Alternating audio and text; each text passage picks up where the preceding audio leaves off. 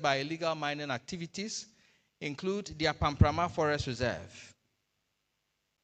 And it goes to the core of my heart, really, when I talk about the Pamprama Forest Reserve. And its degradation started in 2018, when we started talking about it. The late Sir John put a banner in front of the forest and said they were doing reclamation. In fact, my investigations revealed that the only reclamation that was being done then was Galamsey. And until date, more people joined. Half of that forest is gone. We can talk about Ofin Shelter Belt, which is under siege currently in the Ashanti region, Oda River Forest Reserve, Tanoanya, which has been invaded, Tano Nimre Forest Reserve, Apawasa, Tano Ofin, Yoyo, Boyne River, Subri, Krukusia, Atiwa, Cape 3 Points, Jimira and Jimira Extension in the Ashanti region, Desiree, Asananyo Forest Reserve. And I remember this forest so much because that is where my team and I were physically assaulted late last year. Supima and Bonsa River Forest Reserve. These are but a few of the degraded forest reserves. Ladies and gentlemen, at the beginning of this year, there were 9 forest reserves labeled red by the Forestry Commission, indicating that these are active illegal mining sites, difficult to control with large numbers of excavator operations with violent armed gangs, usually preventing state institutions access. By 30th August, these red forest reserves to 1. And I must congratulate the IGP for that, and NIMOS as well, and our Ghana Armed Forces. 15th October 2025, we're back to 5 red forest reserves. Currently, the Bui National Park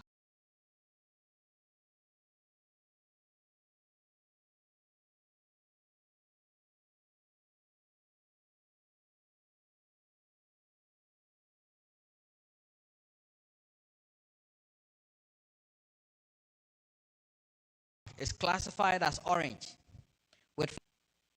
Now, through the Multimedia Group Limited, we started documenting and adding video evidence to the destruction of our forests.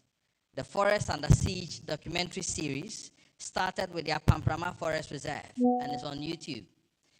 In the coming days, we'll be screening that of Tano Nimre Forest Reserve. And this was done in partnership with Reporters Without Borders, Germany. Whilst I commend this government for finally arresting and leading prosecution of directors of Akonta Mining Limited,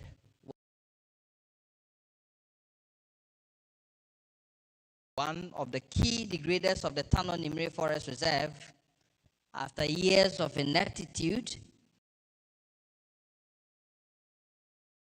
others whose actions led to the degradation of the Upper Wasa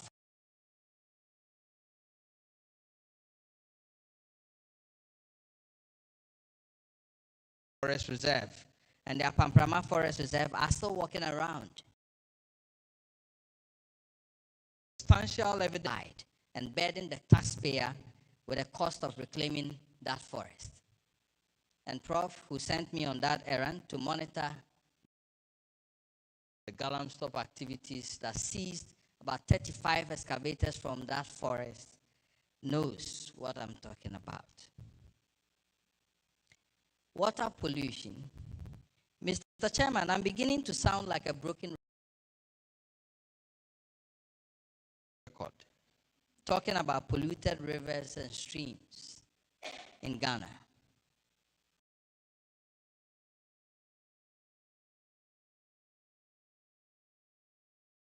In fact, when you travel across Ghana today, Are, Atrunsu, just to mention a few, one sources of life now flow like wounds across our conscience. They have turned brown, heavy, and lifeless. The contaminants they carry are known to our researchers researchers and policymakers alike. During the production of my documentary, Poison for Gold, we fetched samples from polluted rivers across the country. Heavy metal testing at the KNUST's chief laboratory revealed appreciable levels of poisonous heavy metals like arsenic, cadmium, chromium, and lead. Some registered over 200% above the WHO standards. Several scientists from the University of Mines and Technology, University of Energy and Natural Resources, and KNUST have done works establishing disturbing levels of contaminated bodies from irresponsible mining. And yet, here we are, doing very little, not even running, when there's so much. Mr. Chairman, irresponsible mining and the use of mercury also affect the air we breathe. Today, quite a number of gold buying centers are scattered across rural communities of our country. They burn mercury amalgamated gold on a daily basis, filling open air consistently with poisonous white plumes of vaporized mercury. People living and working in around artisanal gold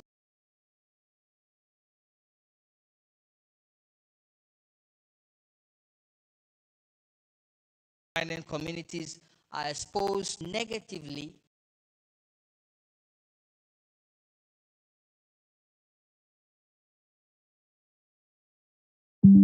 affect their health due to the high volatility of mercury. In a study by the limit of 300 nanograms per cubic meter, Environmental Protection Agency, USEPA. The study found 64%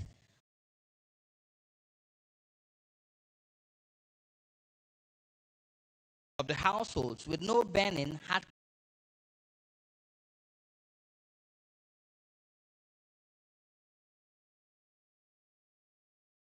concentrations greater than the reference dose. Health risks, climate change, and environmental health group of the Pediatric Society of Ghana on selected birth defects referred from district hospitals in Ghana to a major referral center in Ghana, single center, from January to June this year show a disturbing trend.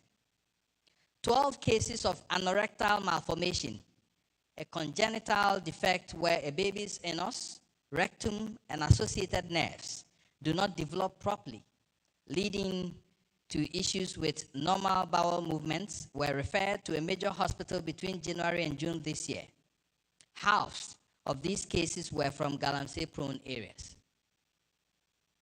Out of 5 cases of intestinal obstruction, a partial or complete blockage of the bowel referred, 4 of them came from Galamsey-prone areas. 7 cases of gastroschisis. Pardon me, I'm not a scientist, so the names are a bit a mouthful. A birth defect where a baby's abnormal wall does not form completely, resulting in a hole, usually to the right of the belly button, through which the intestines and sometimes other organs protrude, were recorded in the same period. 5 of these cases were referred from Galamsey areas. Out of 8 cases of spina bifida, a birth defect in which the spinal cord doesn't close completely, resulting in an opening in the spine, 6 of them were referred from Galamsey-prone areas. Of encephalocele, a rare birth defect where a sac-like protrusion of brain tissue and membranes were recorded in the same period this year. All these cases were referred, 45 cases from Galamsey areas, 16, that is 66.6% of the mothers had been directly involved in Galamsey as sand carriers, sand washers, or married to men engaged in Galamsey. Mr. Chairman, permit me to bring to the attention of this gathering and the entire country a highly dangerous practice happening in some areas in Ghana today. is called cyanide leaching. Cyanide is a very dangerous chemical. And I don't need to lecture professors on the dangers of cyanide. Its use is strictly regulated under the Minerals and Mining Health, Safety, and Technical Regulations 2012, LI 2182. Cyanide is permitted for large-scale mining operations and licensed gold processing plants, provided they adhere to stringent safety and environmental protocols. Small-scale miners are prohibited from using cyanide. Regulations explicitly do not permit the use of cyanide or other leaching techniques for small-scale miners. In small-scale mining, Galamsey is a criminal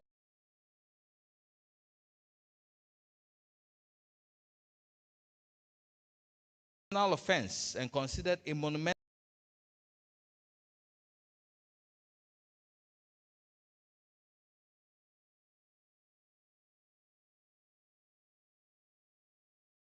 crime due to the environmental devastation it causes. But why is cyanide being used in large quantities in many communities by illegal miners in Ghana today? Leaching sites, commonly referred to as sankofa, can be found in many communities. My investigations have revealed a number of cyanide leaching sites in Kenyasi number 1 and Kenyasi number 2 sites. A number of them in Hwidiam, Bronikrum, Ataniata, and Kasem. Many of the leaching sites are found in Totroso were sited along paths of 3 seasonal streams in Totro, Aframwa, and Kokwampa, which converge and empty into the Tano River. When it rains, the untreated cyanide tailings, ponds, mixed slurry washes into these streams, moving through farmlands. It will be recalled that personnel of NIMOS recently raided one of these sites at Bronikrum in the Esutifi South District, which resulted in an attack on the personnel. That site was engaged in cyanide leaching for gold, popularly called sankofa. The 2 drums of cyanide seized at the site are still in the custody of NIMOS. Distinguished guests, some questions beg for answers. Were the MPs who intervened in that operation aware of the sankofa practice, which is poisoning their constituents? Is it not surprising and shocking that as at the time of developing my speech, the over 15 cyanide leaching sites were still in active operation? Ladies and gentlemen, these nature crimes are happening not because of the absence of legislation, but a gap in enforcement, lack of seriousness attached to these crimes and their impact by DCEs, chiefs, law enforcement agencies, MPs, and opinion leaders. From where I sit, I get numerous requests for help from helpless farmers whose lands have been forcibly taken over, communities reeling under the negative impact of illegal mining. I see a system that is broken at the local level and a security apparatus that is either severely complicit in the issues they complain about or have failed to attach seriousness to such issues. Today, illegal mining in settlements, mining close to a public road, as is being done at Osino, close to Kumasi Accra Road, and Wasa Japa on the Ayamfree Road. Mining on water bodies using dangerous chemicals to process gold within settlements.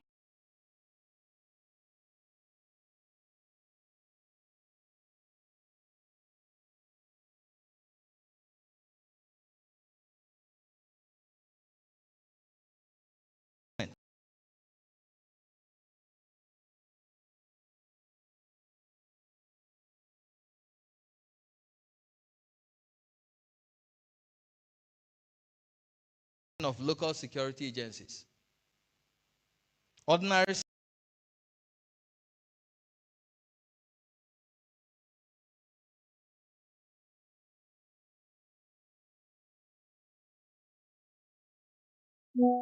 reporter. Nana J. Menal, under our statutes and endangering lives and destroying livelihoods of communities under his jurisdiction. And I get many, at least I get like 5 of such complaints or requests for help from farmers and people across the country on a daily basis. For weeks, the illegal miners have continued their invasion deep into the tunnel of Fin Forest Reserve and have heavily polluted streams like Boni, Domiafum, and Esuako, which serve communities like Nyame Bechre, Adiemra, Ofori, Rikrum, Ango, Dotiem,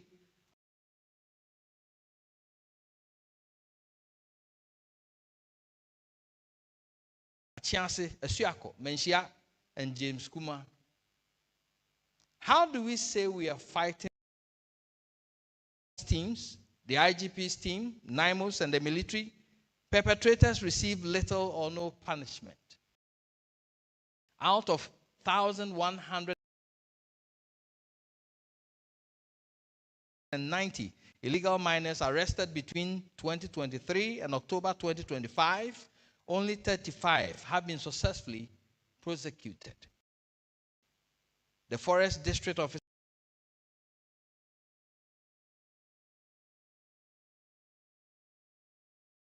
of Bekwai, Nkawie, Ofinso, and recently Bebieni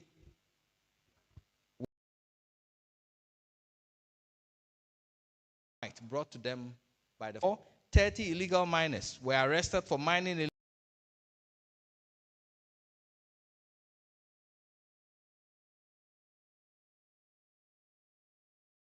illegally in compartments 89 and 91 of the Bonsa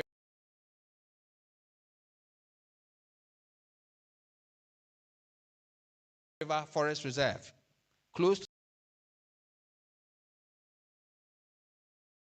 Takwa in the western region, by forest guards from the Aboso range. The suspects have since of the Forestry Commission.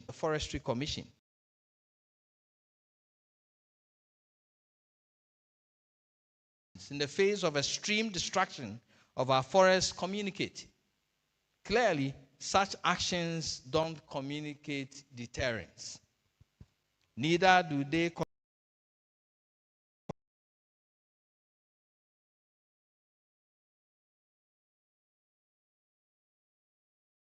ready to engage in a war against fast degradation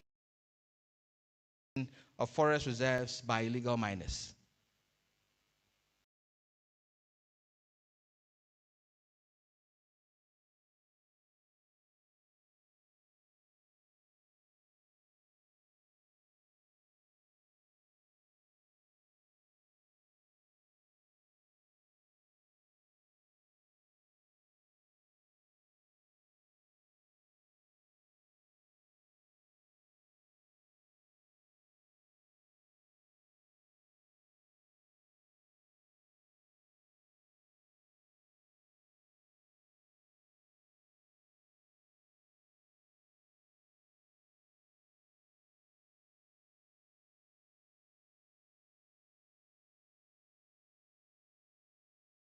If you're looking for how to deal with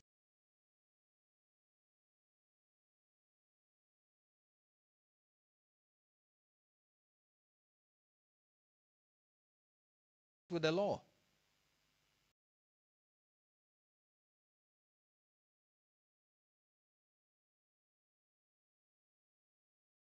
we've had interventions